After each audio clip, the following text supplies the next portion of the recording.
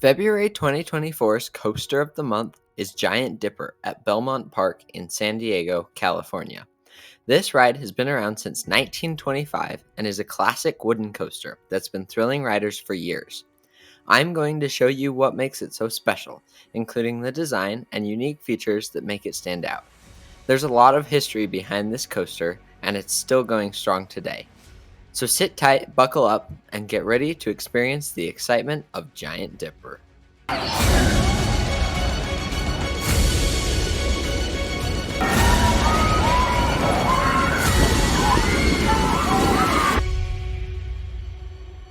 In 1925, John D. Spreckles opened the Mission Beach Amusement Center.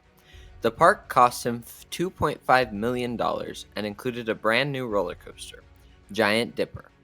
Giant Dipper was designed by Frank Pryor and Frederick Church, the same people who designed the attraction's namesake, Giant Dipper, at the Santa Cruz Beach Boardwalk just 1 year prior.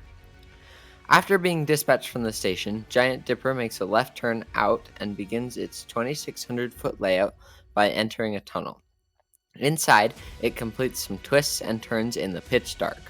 As riders start to see light, the train engages the lift chain and begins the ascent up 73 feet, treated to beautiful views of the stunning Mission Bay around them.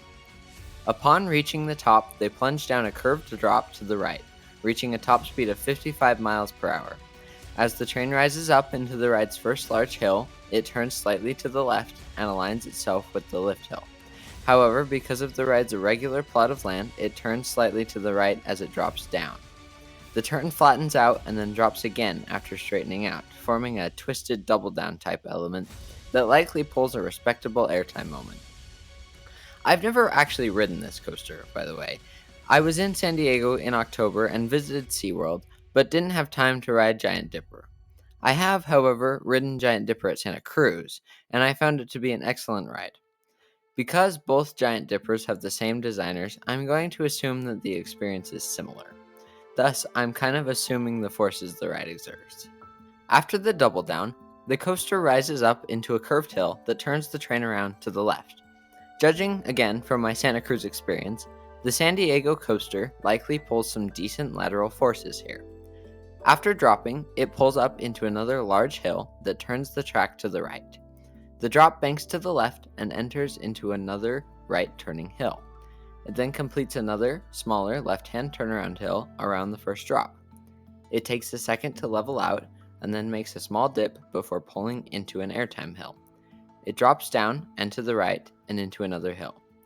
From the POV, it looks like the train takes these hills, especially the first one, rather slow, but they should have some solid airtime in the back row. After those two hills, it rises up into the third and final left-hand turnaround, but this one is a little different from the first two. It does more of a double down before rising up into the final brakes, which turn the train to the right and into the station. The brakes and turn feature old-school wooden friction brakes that go up and rub against the bottom of the train to slow it down.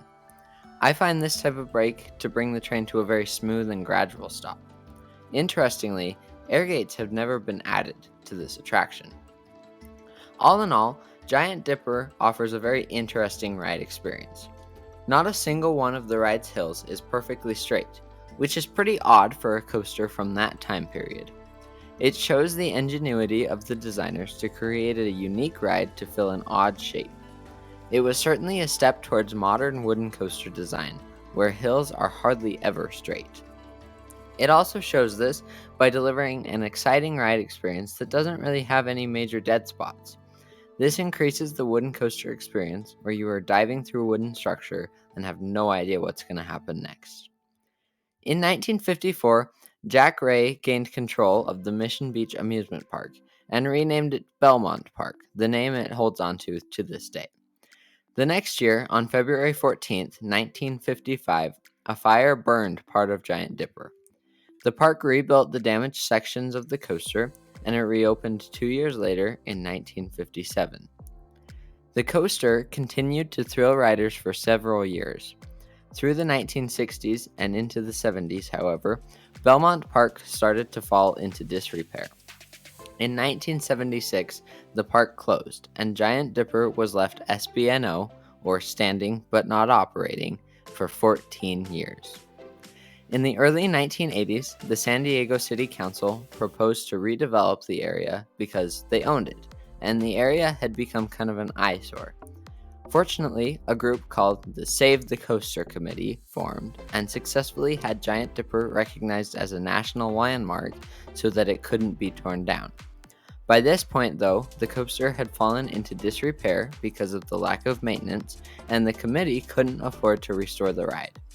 The city chose to refresh the park, and Belmont Park reopened in 1988.